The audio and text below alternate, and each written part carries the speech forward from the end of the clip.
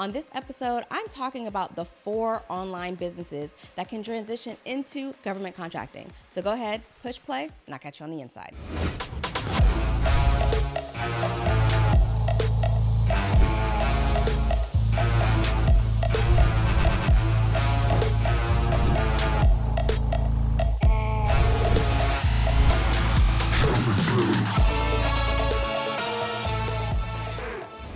Welcome back, Bold Move Besties. And if you're new here to the channel of She Built Success, or you're listening on audio, go ahead and hit that subscribe button and let's go get on into it. All right, so today I want to give some love to my online businesses. I know here I talk a lot about government contracting and what it looks like as a small business, but I specifically want to talk about online businesses and some of the ways that online businesses can get started in government contracting. So I jotted down some notes because I wanted to make sure I gave you all some love. So I'm going to go over 4 different types of online businesses that can actually get started in government contracting. So if you are an executive coach, if you do operations type consulting, like maybe you work on systems workflows, maybe you are in the finance space or accounting, or hold on, I got one more that I want to cover. The business coaches. So we have executive coaches and then we have business coaches. If you are in any of those, you raise your hand, you're like, that's me. This one's for you. So hang tight. I got you. I'm going to start off with executive coaches. So executive coaches, if you have typically looked at coaching in the capacity of corporate coaching or high-level C-suite coaching for executives, this one's for you. I'm going to give you some items or some things that you need to start thinking about. So I'm going in somewhat presuming, so let me not presume.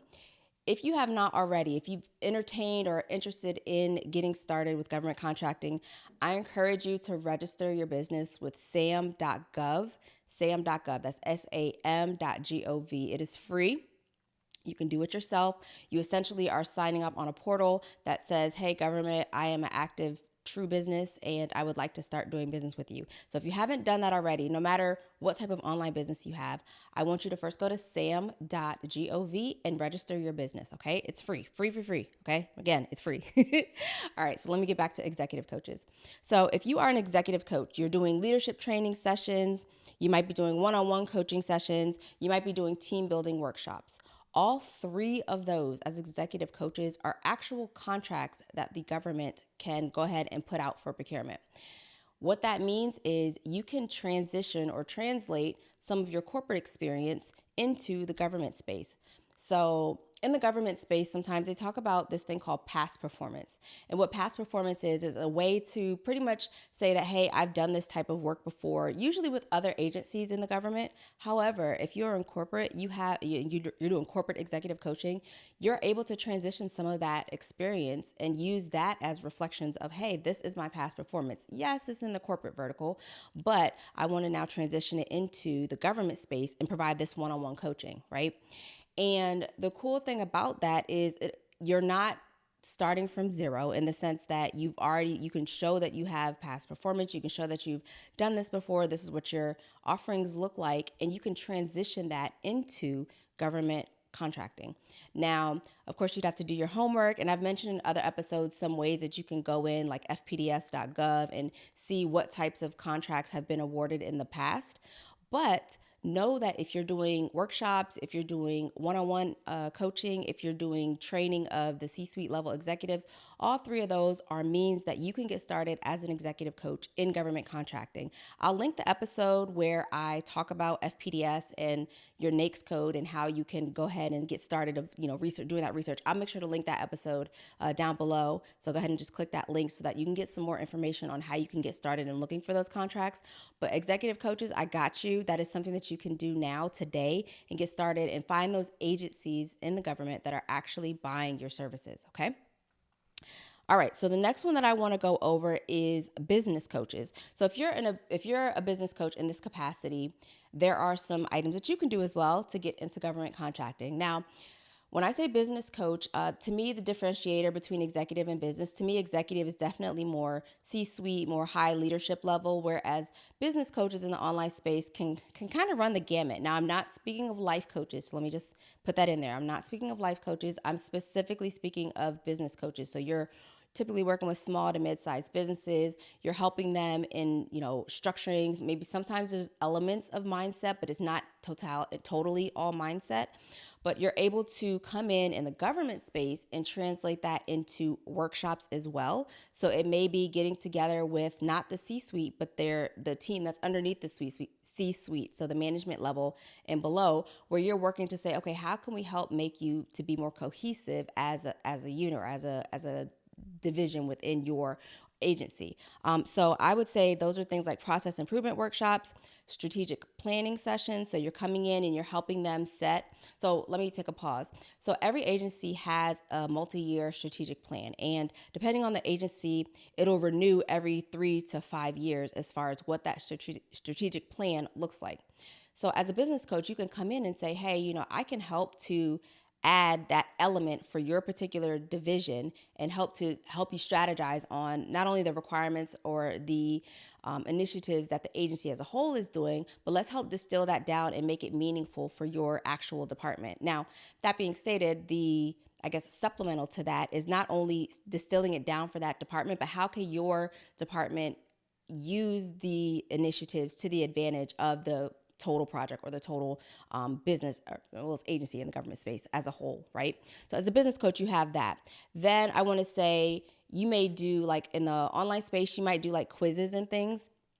You may be able to translate that into team type assessments. So that's a potential contract where you would come in and you would deliver almost like the DISC assessment is like a true standard one that I've seen agencies contract out, like that you are a DISC professional. Typically, I believe there's a certification behind DISC that you can come in and say, hey, I'm DISC certified. You don't quote me on that. I just know for sure DISC I have seen contracts for. I just can't say whether or not they're looking for a certified professional to be able to disseminate it or just someone who is able to disseminate that DISC assessment. But that's an example of doing an assessment in bulk for a team or for a department within an agency as a business coach. So I'm trying to hopefully step through some ideas, and same for you. If it's there and it's available, if you go to FPDS.gov, you're able to look up your NAICS code and see what those types of contracts are. Again, I will link that episode. The other item that I want to talk about is change management. So this is still for business coaches. So if you are able to, and I know in the online space, business coaches runs the gamut of what that looks like as in practice or as a service.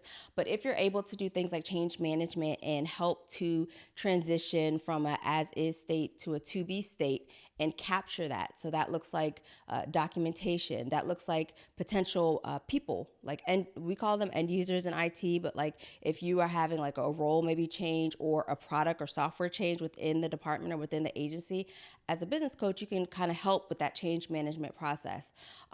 So the last one that I want to mention for business coaches is productivity consulting. Now, I'm going to say this. I have another episode where I talk about administration proofing your business, but productivity in the sense of going in and looking at what are the ways that your team can be more productive. Like typically in the government space, even in corporate, sometimes an individual, one person is doing the job of 5 people, and their leadership may not see that, but they're burned out, they're tired. And depending on the type of project or program that they're working on may dictate how they show up.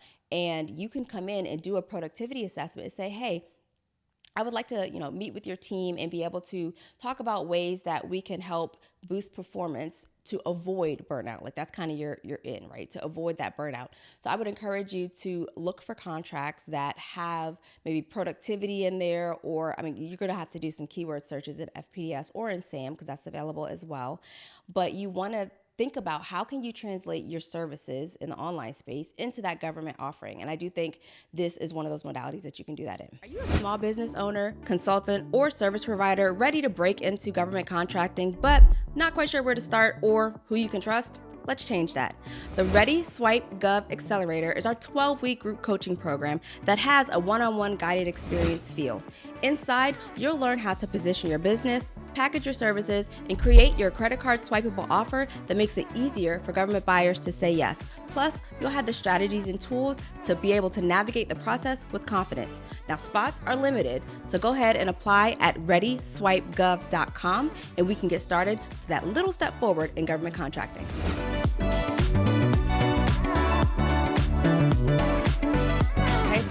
coaches, executive coaches, I got you covered. Now, I've actually gotten a lot of questions in the finance space, and I wanted to make sure that I touched on it because to me, I've seen it play out real life in on real projects I've worked, where in finance they transitioned to like consulting. Now I wanted to do a little bit more digging, so I'm gonna give you some ideas of what you can do. So you could be, if you are in the finance space, so you can be a budget analyst on a project. So you can go in, and the way some projects are set up, most projects are set up, is there is the prime vendor. That is the vendor that holds the whole contract, right? Then there is subcontractors underneath that prime. And it's like a tier 1, tier 2 situation. I'm not going to mention the tiers. I just want you to kind of keep that in the back of your head. So prime is like that big level, and then there's subcontractors. You could come in as your own company potentially and subcontract with that prime vendor and be a budget analyst. So if you're in finance and that is your jam, or you may like it, or you have interest in it, or you're good at it, I would say go in as a budget analyst, as a subcontractor, and help on that contract or on that project. The other one is financial process documentation. So let's say, now finance is not my jam, but I'm going to give you a scenario. So let's say that, there's an organization, they have, budget analysts, they have financial planners, they have forecasters that all come in and they make up what is the budget or what is going to be expended, right? You can come in and help to map out what that workflow or what that process looks like. A lot of times the analysts are so into the day-to-day of making sure accounts checking if things are paid on time, making sure certain invoices are received and accepted. Like they're so busy doing their day-to-day tasks that the true, we would call them SOPs, a version of an SOP is missed. And so if you could come in, even if it's on a short-term type of a contract, and say, hey, we could come in, or I can come in and help to add to this by documenting those process flow, documenting those workflows, saying, this particular person then passes this document here. Like that's helpful. Or if it's more systems based, this system, processes this type of invoice at this date, at these specified times. And then on the outside, this is where these are our terms. These are our net terms. These are our clauses that we use. Like being able to walk through that whole workflow and have that documented is something that you can look up as a contract on FPDS. All right. So the next one is audits. Now, audits is not my jam, so I'm not going to sit on this one too long. But if that is your space and you're able to come in and do almost like an independent audit and get that signed off as a contract, like that's a win, especially in the finance space. And it might not necessarily be books. Like right now, it's I would say like getting them prepared for something. So like the Government Accountability Office is one where they'll come in and they'll do the checks and the balances and the ties of things to make sure that things within that project are being run correctly. Like you may be able to come in and do a precursor and say, hey, do you have all these types of documents in a row? Now, I would say you need to do your homework, especially if you're targeting a specific program or project within an agency, to understand, what their processes are. And that goes back to developing those relationships and having those conversations. See, it all ties together. But it allows you to be able to put yourself out there, again, even if it's short term. So I've talked about this thing called micro purchases or purchase cards, which is contracts that are under 10K usually, that the government can just swipe their credit card and thumbs up, buttercup, you get a contract as long as everything, ticks and ties. Like these are some of the ways that you can do that. You can put yourself out there as an online business and get in that way to say, hey, these are the services that I can offer. Is there a possibility that we can work together? Now, I'm oversimplifying it, but that's the principle, okay? So we've covered business coaches, we covered executive coaches, we've covered financials, right? Or financial professionals. The last one that I want to talk about is operations. So operations to me in the online space has been things like workflows or standard operating procedures, helping the small business to get their back end all the way together, right? It's helping them to know that we have workflows for this, we have systems for this, we have processes for this. They come in, an operations consultant to me comes in and, either cleans that up or establishes it if it doesn't exist. And so in the government space, it translates this way. I talked about workflows. So this is doing a workflow analysis. So how this differs to me from finance. Finance is the financial professionals, that lens is definitely on what's the financial workflow process. On the operations side, I might say ops a couple times, but on the operations side, it's what can we holistically look at your workflows and how can we better improve it? So it might be IT, setting up a system, and then finance having to come in and say, okay, let's use the system, but then IT has to come in and do an upgrade. Like, what does that look like from a workflow stance? Like, what is the time from the award or from the contract award to, actually implementing something? What is the bid process and what does that look like? Like, setting up all those workflows, or not even I won't say set up, because there is some level of already set up, but you are cohesively tying it together. You're putting together timelines and you're putting in a system that allows them to go back and reevaluate on their own. Now, here's the thing. Everybody wants these multi-million-dollar contracts. And what I would implore you to do is think of it a little bit differently. What is that one small step that you can take to get your foot in the door? And again, that goes back to the whole micro purchases. So could you come in as an operations consultant and say, hey, we want to look at your current programs, workflows and systems to see if there are either areas for improvement or gaps. We're coming in to do a gap analysis. Like, they love that. They love it in the sense that it identifies areas or holes that are in their processes that either they're missing or they need to go ahead and think about, hiring somebody different, bringing somebody in a new role. So you being able to go in as an ops consultant and say, hey, what do these workflows look like? Oh, you're missing this. Or maybe it's like, you pass this next level off, this next document off to the next person, and it's like sitting on their desk for 3 weeks. Well, why is it sitting on their desk for 3 weeks? And you identify that gap. Now, the benefit as an ops consultant to me, when you start identifying these gaps, like your initial in is, I'm just here to identify gaps, nothing else, identify gaps. But when you're identifying these gaps, you're getting to understand, okay, where are the sticking points, the problem areas? What can things be improved with? And when you're able to identify those elements, those areas of focus, that may be the next, it might roll into another contract for you, and that's kind of how you grow. So I hope that kind of makes some sense as far as what it looks like as an ops consultant in government contracting. But let me keep going because there was a couple more that I did jot down. So I was talking about like upgrades and things. So all agencies have some type of systems in their processes. All projects have it. And so there's a lot of touch points with other systems within an agency. Like, if you could come in and help put together those process flows or document those process flows, or almost like I was pseudo PMO. I'm gonna use that really lightly, like a project manager, where you can come in and say, okay, this is the life cycle of a project and it goes from here to here to here. And you're able to align with how they implement the project, then that's a bonus for them. They get you on as a PMO person, a project management office person, where you can help to guide the project to completion in an upgrade scenario. The next one, again, is coming in, and it's the final one, coming in as an operations consultant and looking at the teams. So I know operations, a lot of times I say we because I have an operations brain, but we like the workflows, we like the systems, we like, things to be in order, operating procedures. But then there are times where there are people, right? The people that are involved, and we need to make sure that those people are also a part of that process. So you can come in and do an assessment and say, hey, let's look at your pick a space. Like, don't try to do the whole organization because that can be overwhelming, but pick a space within a specific project. So a program office is like the big umbrella within an agency, and then underneath the program office there are projects that happen. I would say pick a project and focus in on that project and say, hey, let's look at your end to end and determine, is there a way that we can make sure that the people that are included in this is also coinciding with what you're seeing as your operating procedures or your workflows or your systems. So all of that, it then kind of lends itself to auditing, but all of those elements is how, to me, operations consultants can get into government contracting. So, Bold Move Besties, it's homework time. I want you to go to FPDS.gov and look up some contracts in your specific area. So whether you're an executive coach, whether you're a business coach, a financial professional, or operations consultant, and tell me what you see. I say leave it in the comments or hit me up on DM me on social and tell me what you see, because I really believe that you can transition your skill set into government contracts, even if it is just a baby step. So Bold Move Besties, until next time, I'll catch you on the next episode of She Built Success. Bye.